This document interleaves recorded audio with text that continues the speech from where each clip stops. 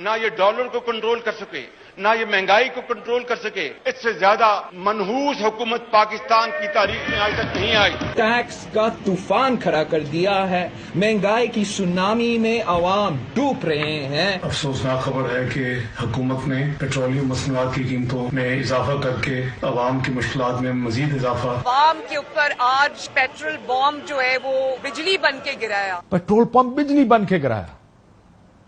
اگر میں صرف کمپیرزن ہی آپ کو بتاؤں کہ پچھلی دور حکومت تقریباً 160 کے قریب چھوڑ کر گئے تھے، آج پیٹرول 200-250 کے قریب ہے، لیکن اس وقت یہ سوٹ کرتا ہے۔ یہی کام عمران خان صاحب نے بھی کیا۔ So let's not get into this کی، لیکن میں یہ دکھانا چاہتا ہوں کہ معیشت کے اوپر پالیٹکس اس ملک میں کیسے ہوتی ہے۔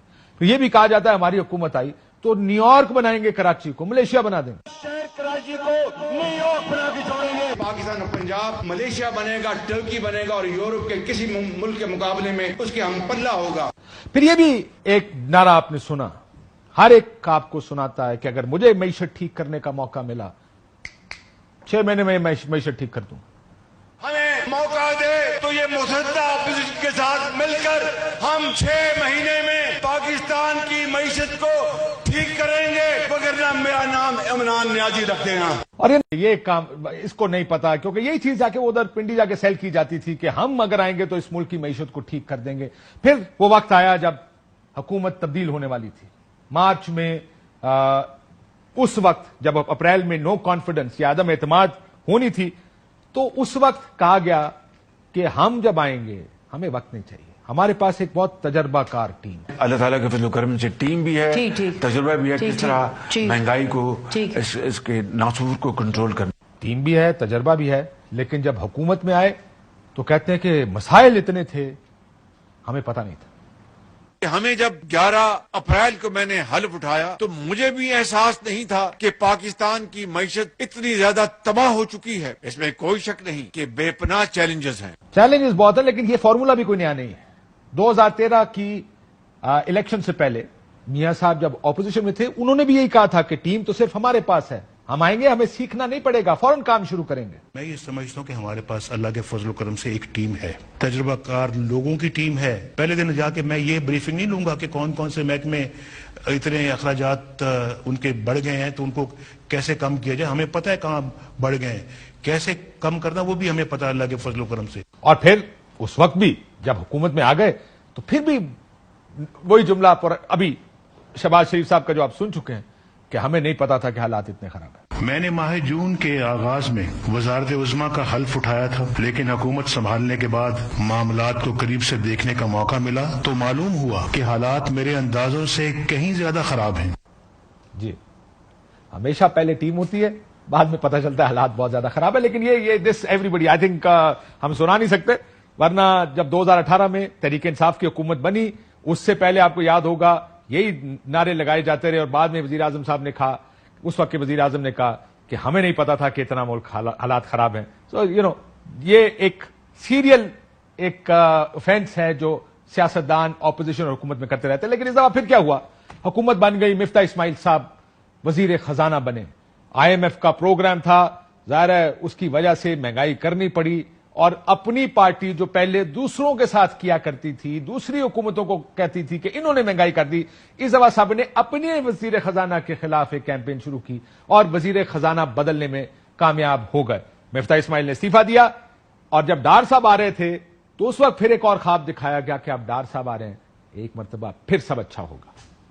ڈار صاحب کا وہ تشریف لائے ہیں، ڈار صاحب انشاءاللہ ان کو بڑا تجربہ ہے، بڑے تجربہ کار آدمی ہیں، حالات کو اور بہتر بنانے میں انشاءاللہ ان کو رول ہوگا۔ اسحاق ڈار صاحب پر یقین رکھو، معیشت کو اس گرداب سے نکالیں گے۔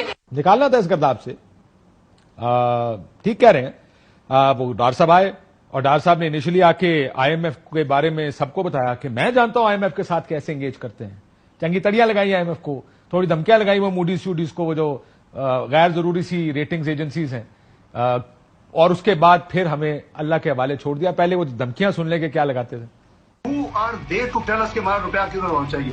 Who are they to tell us کہ ہمارا انٹرسٹ ریٹ کدھر ہونا چاہیے؟ IMF سے بھی مجھے پھڈا پڑا، میرا پڑا ان سے، لیکن میں نے ان کو ڈیل کیا۔ I know how to complete the program. I don't care اگر نہیں آتے تو میں نے کو منتیں نہیں کرنی ان کی، پیسے پاکستان کو دینے چاہیے $500 million. I mean you can't dictate، اگر نہیں آتے تو we'll manage, no problem۔ اب اس کے بعد امریکہ سے ہم منتیں کر رہے ہیں کہ خدارا ہمارا IMF کے ساتھ معاہدہ کرا دیں, اور پھر ظاہر ہے یہ ملک اللہ کے نام پہ بنا تھا, یہ ملک اللہ کے ہی حوالے. پاکستان دنیا میں رہنے کے لیے اللہ تعالیٰ نے قائم کیا ہے. یہ ایک واحد ملک ہے جو کلمہ شریف کے نام پہ بنا تھا. اللہ تعالیٰ نے اس کو کریٹ کیا, تو اس کی حفاظت, اس کی ترقی, اس کی خوشحالی بھی اللہ تعالیٰ کے ذمہ ہے.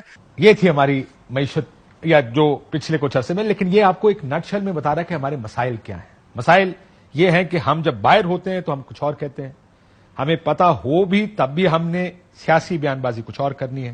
جب حکومت میں آتے ہیں تو پوزیشنز بدل جاتی ہیں. ایک چیز آپ نے پچھلے 20 سال میں سنی ہوگی, 30 سال میں سنی ہوگی, جو آتا ہے پچھلی حکومت کو الزام دیتا ہے, وہ مسئلے کی جڑ ہے, میں مسئلے کا حل ہوں.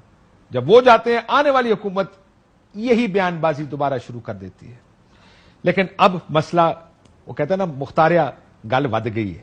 ہماری معیشت کی حالت اب جدھر آ گئی ہے, ایسا لگتا ہے کہ 70 سال میں بڑے حالات خراب تھے, لیکن ڈیفالٹ کے نعرے جس طرح اب حکومت کے اندر سے لگ رہے ہیں اس طرح کے نعرے نہیں لگا کرتے تھے. IMF نے ہاتھ کھڑے کر دیے ہیں, معاہدہ ہونے کو نہیں دے رہا.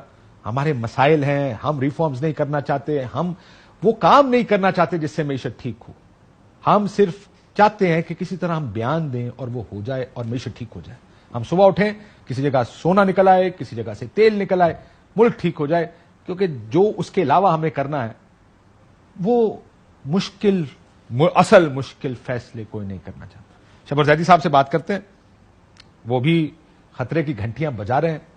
دیکھتے ہیں کہ وہ کیا دیکھ رہے ہیں کہ اگر IMF نہ ہوا, پلان A اور پلان B, اب تو کہا جا رہا ہے $20 ارب ہمارے دوستوں نے کمٹ کیے. اس کا بھی ایک بیک گراؤنڈ آپ کو بتا دوں, پچھلے دور حکومت میں بھی اس طرح کے پیسے کمٹ کرنے کی یا کہا گیا تھا کہ بزنس کے اندر انویسٹ کیے جائیں گے, تو ہماری کیپیسٹی اور ہماری کمپیٹنس, ہم وہ راستہ ہی نہیں دکھا سکے کہ یہ پاکستان میں انویسٹ کہاں کرنے ہیں پیسے.